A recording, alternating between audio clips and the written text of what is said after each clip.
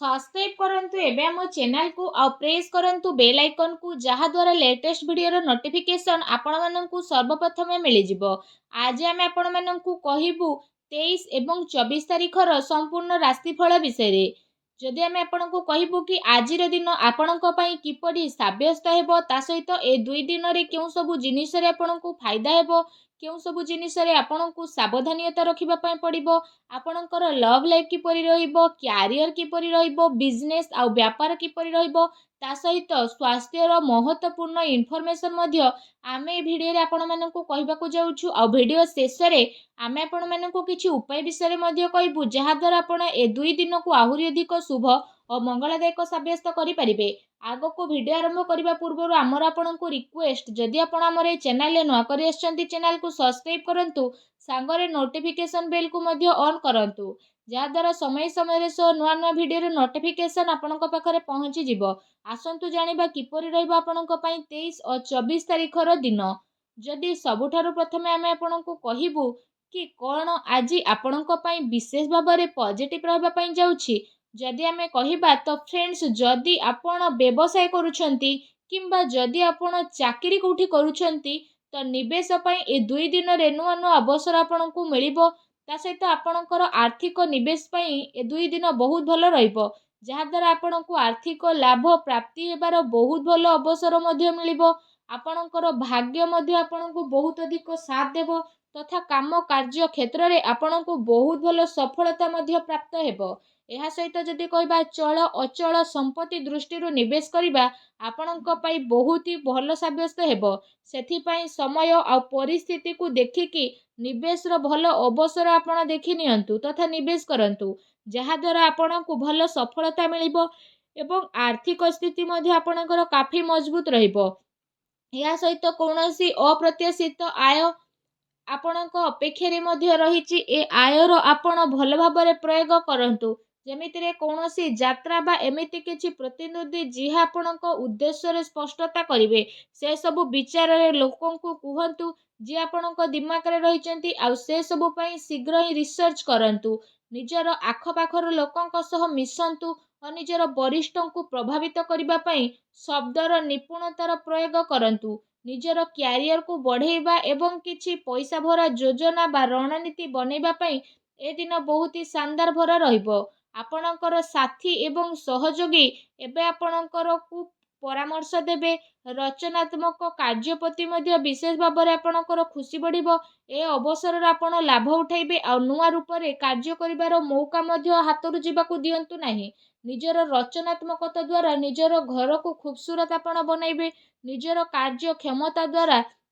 जणे आ जण को प्रभावित करिवे कार्य क्षेत्र रे लाभर जोग मध्य बनुछि आकस्मिक धन लाभ मध्य ए दिन रे आपण को होई पारे। आसंतु जानिबा ए दिन रे आपण को पई कोन नेगेटिव रहिबो घरेलू समस्या को दूर करिबारे ही आपणकर घरेलू विकास संभव रहिछि अन्यथा प्रॉब्लम आपणकर बढ़ी पारे आपण निजे निज ऊपर भरोसा करंतु तथा घर परिवार सदस्यों ऊपर भरोसा करंतु कोनोसी अन्य व्यक्ति ऊपर भरोसा करंतु नाही अनावश्यक रे प्रॉब्लम होई पारे। एहा सहित जदि कहिबा पारिवारिक स्थिति आपणकर चिंतापूर्ण रहिबो जेउ कारण पई घरे परिवर्तन रो माहौल देखिबा पई मिलिबो सेथि पई घर परिवार रे आपसिक सामंजस्य बनै रखिबा पई चेष्टा करंतु जणे आ जणक ऊपर भरोसा करिकी कोनोसी भी कार्य को करंतु नाही निज दायित्व को निभेबा पई पूर्ण प्रयास करिकी माता पितांको सह संबंध मधुर बनै रखिबा पई चेष्टा करंतु एमिति व्यक्ति पाखक जातु जहाँ को जरूरत रही जेमिति आपणकर भाई भौणी माता पिता किंबा पड़ोसी तांको शांति आपण प्रदान करंतु ए समय सांसारिक एवं वैवाहिक मामला रे ध्यान केंद्रित करिवार नुह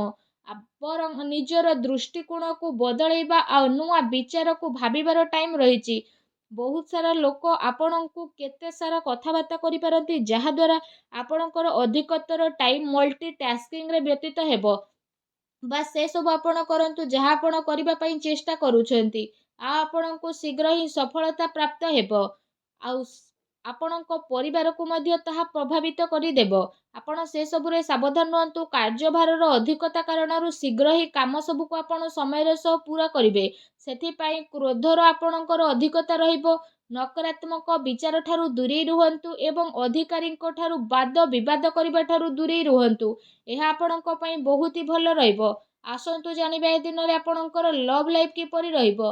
ଆପଣଙ୍କ ପ୍ରେମ ଜୀବନରେ ସମ୍ଭାଳିକି ଚାଲିବାର ଆବଶ୍ୟକତା ରହିଛି, କାରଣ ଟିକେ ବିବାଦ ଆପଣଙ୍କର ବଡ଼ ହୋଇପାରେ ଓ ତାର ପ୍ରଭାବ ଆପଣଙ୍କର ପ୍ରେମ ଜୀବନରେ ନକାରାତ୍ମକ ରୂପରେ ମଧ୍ୟ ଆସିପାରେ।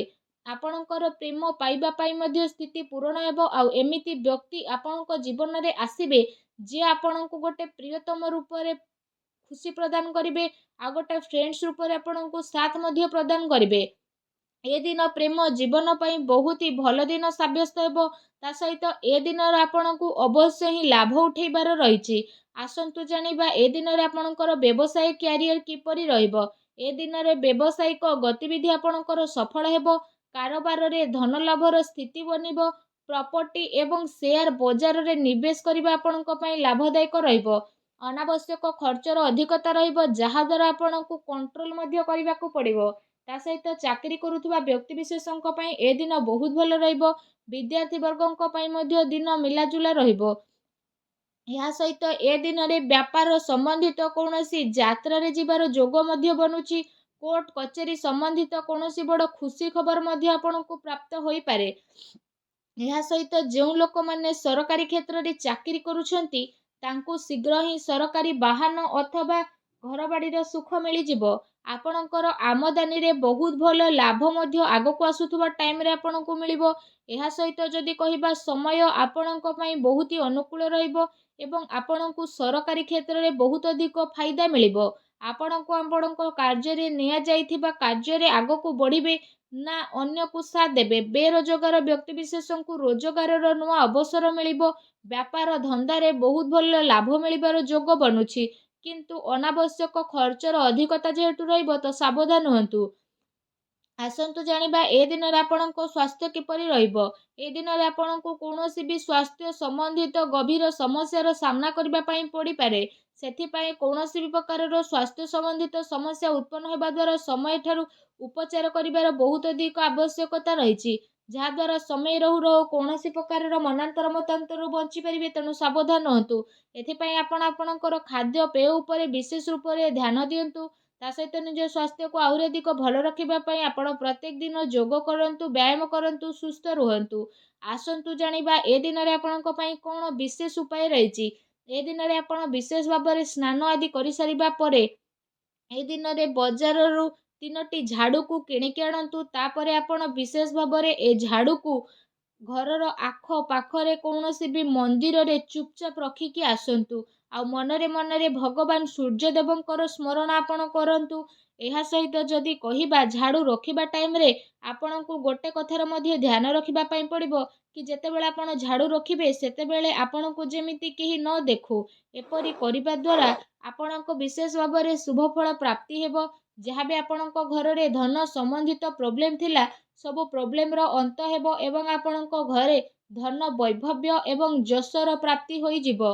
ଏ ଉପାୟକୁ ଆପଣ ଅବଶ୍ୟ କରନ୍ତୁ। ଆପଣଙ୍କୁ ଅବଶ୍ୟ ହିଁ ଲାଭ ପ୍ରାପ୍ତି ହେବ।